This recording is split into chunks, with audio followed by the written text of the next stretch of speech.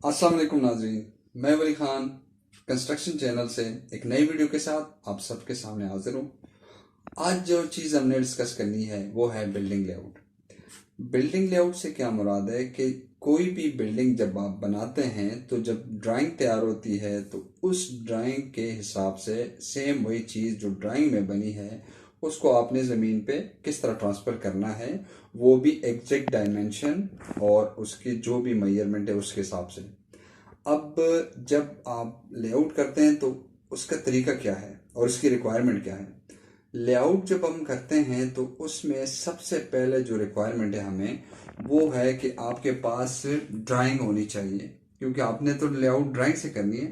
जब आपके पास drawing available होगी तो आप लेआउट के काबिल होंगे। तो आपके पास लेआउट ड्राइंग होनी चाहिए, साइट लेआउट प्लान होना चाहिए। उसके बाद जो ज़रूरी चीज़ है वो है साइड डिमार्केशन, यानी आपका जो प्लाट साइज है उसकी लंबाई चौड़ाई आपको क्लियर होनी चाहिए। कहाँ से स्टार्ट हो रहा है, कहाँ पे आपका प्लाट खत्म हो रहा है, कौन सा लेफ्ट है, कौन सा राइट है, कौन से साइड पे आपका रोड है, ये सारी चीज़ें आपके पास क्लियर होगी तो उसके बाद हम लेआउट कर सकते हैं। साइड डिमार्केशन आपको दो तरह से मिल सकती है। एक तो ये कि जब आप कोई पुराना प्लॉट होता है, पुरानी बिल्डिंग होती है, उसको आप तोड़ते हैं तो आपके पास ऑलमोस्ट ऑलरेडी वहां पे सब कुछ अवेलेबल होता है। लेफ्ट राइट फ्रंट बैक पे कोई बिल्डिंग होता है, कोई भी रेफरेंस पॉइंट होता है जिससे आप अपनी बिल्डिंग की डायमेंशन पूरी ले सकते हैं। लेट सपोज आपके पास वो कुछ नहीं है, आपने किसी एक बड़े एरिया में अपना प्लॉट शुरू करना है। उसके लिए ज़रूरी है कि साइड डिमार्केशन हो जाए। साइड डिमार्केशन आपको सर्वेयर करके दे देगा। जो भी कंसर्न डिपार्टमेंट होगा वो आपको साइड डिमार्केशन करवा के आपको पूरी एजेस लगा देगा आपकी बिल्डिंग की, या जो आपका प्लॉट साइज है उसके चारों साइडों पे चारों कोनों के निशान लगा के दे देगा। उसके बाद हमें कि तरीका क्या करना है कि हमने अभी लेआउट किस तरह स्टार्ट करनी है। तो जो आपके पास ड्राइंग होगा, आपने वही ड्राइंग उठा के उसी पे देख के कि आपके लेफ्ट साइड दीवार से आपका बेसमेंट का जो स्टार्टिंग पॉइंट है वो कितना दिया हुआ है। इस तरह आप देखें कि राइट साइड दीवार से उन्होंने बेसमेंट जो शुरू किया हुआ है आया बिल्कुल उसके साथ जुड़ा हुआ है, या उसमें कोई पॉइंट है 4-5 फुट जो भी सेट बैक है या जो भी बाई लॉज होते हैं किसी भी उसकी सोसाइटी के हिसाब से, वो आपने चेक करने कि आपके ड्राइंग में उन्होंने आपका जो लेफ्ट वाला दीवार है उससे कितना छोड़ना है, जो राइट वाला दीवार है उससे कितना छोड़ना है, जो फ्रंट वाला दीवार है उसमें आपने लान वगैरह कितना छोड़ना है, और जो बैक वाला दीवार है उसमें कितनी जगह छोड़नी है। तो आपने सिंपल ड्राइंग उठाना है। ड्राइंग में देखना है कि आपका लेफ्ट साइड दीवार से जो आपका बेसमेंट स्टार्ट हो रहा है वो 5 फुट के फासले पे आपने वहां से सिंपली 5 फुट ले लेना है। आपका वो ड्राइंग के हिसाब से वहां पे मार्किंग हो जाएगी। आपने सीधी लाइन लगा लेनी है, कोई सी भी एक लाइन आप ले लें, उसको सीधी लाइन लगा दें एज पर ड्राइंग। अगर वो 5 फुट है लेफ्ट वाली दीवार से, या लेफ्ट वाला जो आपका प्लॉट का जो साइड बन रहा है, तो आप 5 फुट 2-3 जगहों पे थोड़ा थोड़ा सा मार्किंग कर लें। बेशक आप चूना डालते हैं या उसके बाद प्लास्टर पेरिस ले लें, और उसके लिए एक बड़ी डोरी रखें, 2 बंदे पास रखें कि वो डोरी को सही से मजबूती से खींचे रखें, और एक बंदा उसके ऊपर वो जो वाइट सीमेंट हो गया या प्लास्टर पेरिस बेस्ट होगा, क्योंकि वो पानी से और बारिश से ख़राब नहीं होगा, वो आपने डलवा देना है। तो आपके पास लाइन आ जाएगी। अब इसमें एक चीज़ और आपने ख्याल करना है कि आपने जब आप बेसमेंट के लिए कटिंग करते हो तो उसके लिए आपको जो रिक्वायरमेंट होती है वो आपको जस्ट इसके एक्सटर्नल जो बाउंड्री होती है बेसमेंट की उसकी आपने लेआउट करनी है। जो इंटरनल दीवार है, बुनियादें हैं, सब कुछ को आप भूल जाएं। सबसे पहले आपने लेफ्ट राइट से फ्रंट बैक या जो भी वो ड्राइंग के हिसाब से आपने वही चीज मार्क करके एज पर ड्राइंग ग्राउंड पे आपने जो आपके पास रेफरेंस दीवारें होगी लेफ्ट राइट फ्रंट बैक पे, जो सबसे पहले डिमार्केशन में आपको मिल जाती है, उससे उतनी पैमाइश ले लें जितनी आपके ड्राइंग में शो की हो। मतलब आपके ड्राइंग में लेफ्ट वाली दीवार से 5 फुट शो किया, आप 5 फुट वहां पे मौके पे ले लें। राइट से 5 फुट शो किया हुआ है तो आप राइट वाली दीवार से 2-3 जगहों पे 5-5 फुट पे निशान लगा दे, फिर उन्हीं निशानों पे डोरी पकड़े उधर से उधर तक, मतलब जो भी आपको रिक्वायरमेंट जगह है, और उस पर चूना डाल दे तो आपके पास एक लाइन आएगा। सेम इस तरह लेफ्ट वाली साइड पे भी 2-3 जगहों पे 5-5 फुट पे निशान लगा दे, चूना थोड़ा थोड़ा डाल के, फिर उन्हीं चूने के ऊपर आपने डोरी पकड़नी है और एक बांधे ने उस पर चूना डालना है। इसी तरह आपने फ्रंट पे भी करना है और सेम आप लोगों ने बैक पे भी करना है। आपके पास ये आ जाएगा plot size as per drawing. यहाँ पे एक चीज़ जो सबसे ज़रूरी है वो ये है कि जो ड्राइंग में आपके पास डायमेंशन है वही अगर आप ज़मीन पे ट्रांसफ़र कर लेंगे वो तो ठीक हो जाएगा, लेकिन चूंकि आप जब कटिंग करोगे तो जाहिर है कि वो बिल्कुल एज टू एज कटिंग नहीं कर सकते। आपको वर्किंग स्पेस के लिए एक्स्ट्रा लैंड 3-4 फुट कटिंग ज़्यादा चाहिए होगा। तो जो आपका एज पर ड्राइंग है उसने उस हिसाब से आप उस बिल्डिंग के लेफ्ट राइट फ्रंट बैक पे 3-3 फुट एक्स्ट्रा कटिंग करवा दें। मतलब लेट सपोज आपका जो बेसमेंट एरिया फ्रंट उसका बन रहा है 40 फुट है, तो आपने 3 साइड राइट पे ऐड करना है, 3 साइड लेफ्ट पे ऐड करना है, तो ये आपका 46 फीट हो जाएगा। मतलब आपने जो एक्सकेवेशन करनी है वो आपने 40 के बजाय 46 फुट करनी है, 46 फीट करनी है। 3 फुट एक्स्ट्रा ले ले, 4 फुट ले ले एक्स्ट्रा। सेम इसी तरह फ्रंट बैक पे भी, मतलब जिस साइड पे आपका रिटेनिंग वॉल बन रहा है उसके एक्सटर्नल साइड पे आप 3 या 4 फुट एक्स्ट्रा कटिंग करेंगे। उसका फायदा क्या होगा? उसका ये फायदा होगा कि जब आप काम करेंगे, कटिंग हो गई, सब कुछ हो गया, फिर आप लीन करते हो, फिर आप स्टील बांधते हो, रिटेनिंग वॉल का स्टील आप बांधते हैं, तो स्टील फिक्सिंग के बाद जब आपने शटरिंग पे आना है तो वहाँ पे आपको जो रिटेनिंग वॉल के दोनों साइडों पे आपको फॉर्म वर्क की ज़रूरत होगी। अब बिल्डिंग वाली इंटरनल साइड पे तो कोई मसला नहीं होगा, एक्सटर्नल वाली साइड पे आपके पास वर्किंग स्पेस 3 से 4 फुट अवेलेबल होगा, तो वहाँ पे आप प्लाई खड़े कर सकते हैं, वहाँ पे आप प्लेटें खड़े कर सकते हैं और फिर उसको क्रॉस सपोर्टें लगा सकते हैं। तो ये बहुत ज़रूरी पॉइंट है कि आपने ये चीज़ ध्यान में रखनी है कि आपके पास वर्किंग स्पेस के लिए एक्स्ट्रा 3 से 4 फुट आप लोगों ने कटिंग करनी है। और एक ज़रूरी चीज़ बताता चलूँ कि आपने बेसमेंट का जो फ्लोर लेवल है उसकी डेप्थ कितनी रखनी है। अक्सर आपके पास जो ड्राइंग अवेलेबल होते हैं उस ड्राइंग पे आपको मेंशन किया होता है फिनिश फ्लोर, मतलब जो आपका बेसमेंट का फ्लोर लेवल होगा, जो टाइल लगेगा उसका उन्होंने रोड लेवल से 7 फुट 8 फुट 9 फुट 10 फुट जो भी उन्होंने शो किया है वो फिनिश फ्लोर उसके साथ लेगा होगा, FFL फिनिश फ्लोर लेवल।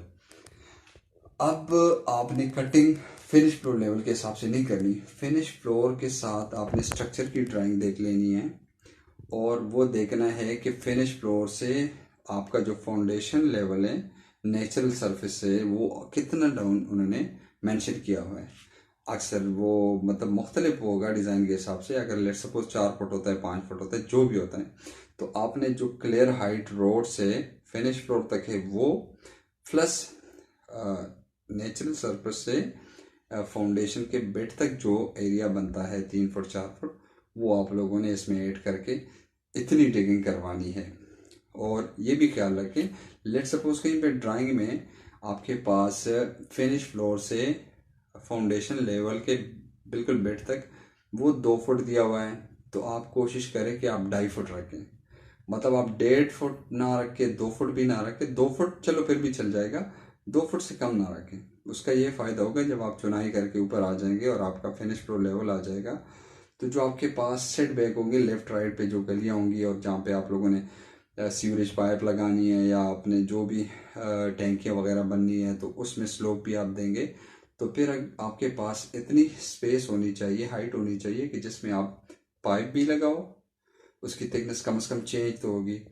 फिर आपका एक्सटर्नल एरिया बिल्डिंग के इंटरनल एरिया से कम 6 साइडों से डाउन होना चाहिए, तो उस चीज़ का भी ख्याल रखना है। और फिर ये है कि उसमें आप पाइप में स्लोप भी देंगे तो एक साइड से दूसरी साइड पे जाएगा, तो कम से कम 6 इंच 9 इंच स्लोप देंगे तो एंड पे पहुंच के वो तो 2 फुट तक पहुंच जाएगा। अब अगर आपकी फाउंडेशन ही 2 फुट है तो उधर आपके पाइप नीचे नहीं जा सकता, तो आपके लिए बड़ा इशू में बाद में बनेगा। ये चीज़ें में रख के आपने एक्सकेवेशन करनी है।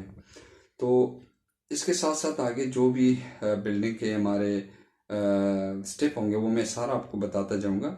आज के लिए इस वीडियो में मैं जस्ट आपको क्लियर करना था कि आपने लेआउट किस तरह रख करना है।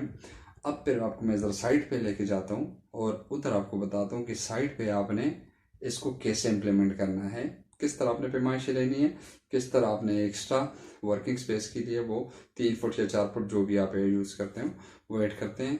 तो आइए चलते हैं और आपको मैं साइड पे बताता हूँ।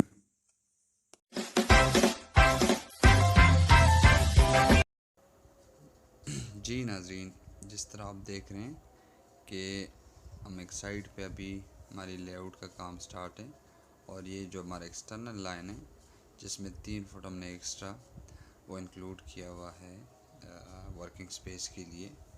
ये अभी हमने एक लाइन डलवा दी है जो बिल्कुल हमारा फ्रंट है बिल्डिंग का, और इसका बेसिक हमारा सेंटर जो है वो इस लाइन से 3 फुट अंदर है, जो कि ड्राइंग पे जो मेंशन है, जो डायमेंशन वो 3 फुट अंदर। मैं आपको शो भी करवा देता हूँ थोड़ा चूना डलवा के। ये जो चूना डलवाया है इससे ये बार हमने 3 फुट वर्किंग स्पेस के लिए एक्स्ट्रा हमने इंक्लूड किया है।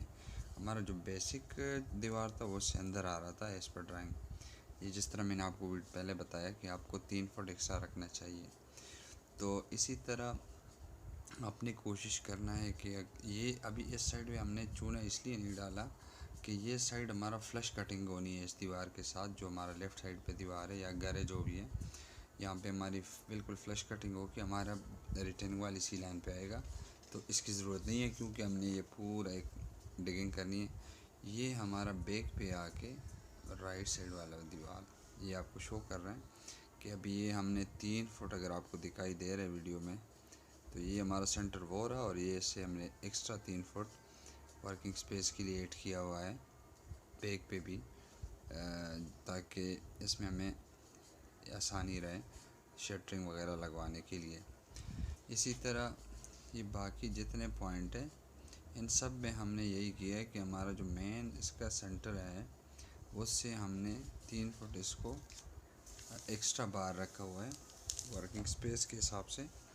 वो आपको शायद मैं अगर जूम करके थोड़ा सा बता सकता हूँ कि अगर आपको नज़र आ रहा हो तो 3 फुट ही है पूरा।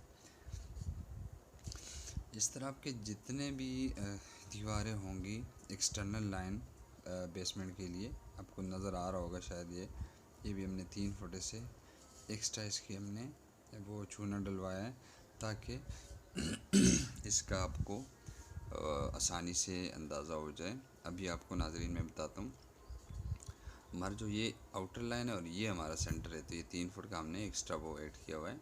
सेम इसी तरह हमारा ये एक्सटर्नल है और ये हमारा सेंटर लाइन है, इसको भी हमने इसी तरह एक्सटेंड किया हुआ है। और इधर आपको मैं दिखाऊँ, ये एक्सटर्नल और ये हमारा सेंटर लाइन, तो हमने इसको 3 फुट यहाँ पे भी बढ़ाया हुआ है। आपने चारों साइडों पे या बिल्डिंग के जितने भी है ना, ये भी 3 फुट ही है सेंटर से। सेम इसी तरह ये जो हमारा बैक वाला एक दीवार है ये भी 3 फुट सेंटर से, और सेम वो दीवार तक इस तरह। आपने कोशिश करनी है कि जितने भी आपके दीवारें हों, जो भी साइड पे आपका जा रहा है, अगर फ्लश दीवार जा रही है बाहर किसी कोठी के साथ, किसी घर के साथ, तो उधर तो फिर आप एक्स्ट्रा नहीं कटिंग कर सकते। और ये हमारा फ्रंट वाला है तो वो आपको दिखा रहे हैं। तो जहाँ पे आपके पास स्पेस अवेलेबल हो वहाँ पे आप 3 से 4 फुट तक एक्स्ट्रा कटिंग करवा सकते हैं, और इसको आपका फ़ायदा ये होगा कि आपको काम करने में काफ़ी आसानी होगी। तो नाजरीन, आपने देखा कि किस तरह हमने लेआउट किया, या शायद आपको समझ आया होगा। कोई मसला हुआ तो आप मुझसे रब्ता भी कर सकते हैं, कमेंट्स में आप अपना दे दे, जो भी आपको कोई मसला हो तो इंशाल्लाह मैं उसको क्लियर कर लूँगा। और मेरी कोशिश रहेगी कि आइंदा भी आपको लेआउट्स के हवाले से बताता चलूँ। ये जो हमारा फ्रंट रेफरेंस लाइन है, तो हमारी बाउंड्री वाल है, एग्जिस्टिंग बाउंड्री वाल, इसी से हमने इसको काउंट किया है क्योंकि इससे हमें बाहर इजाज़त नहीं है। तो ये हमारा बिल्कुल बेस लाइन है फ्रंट वाला। इधर से हमने ये सारा बिल्डिंग कंट्रोल किया और फ्रंट वाला हमने लाइन इसी से पैमाइश लेके कर दिया है। तो नाजरीन, इजाज़त चाहूँगा, इंशाल्लाह नेक्स्ट पे किसी और वीडियो के साथ आपके